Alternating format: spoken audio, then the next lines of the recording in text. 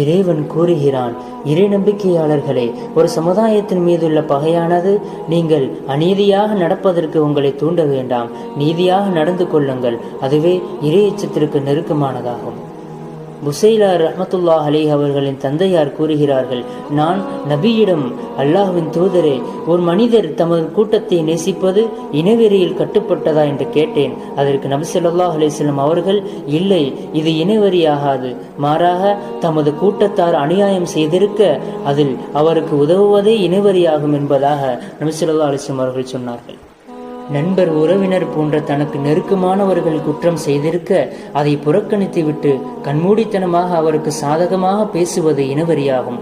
அவ்வாறே எதிர்த்தரப்பினர் மீதுள்ள வெறுப்பின் காரணமாக அவர்களிடம் நீதி இருந்தும் அதை புறக்கணித்து விட்டு அவர்களுக்கு எதிராக பேசுவதும் இனவெறியாகும். இதற்கு இஸ்லாத்தில் இடமே கிடையாது.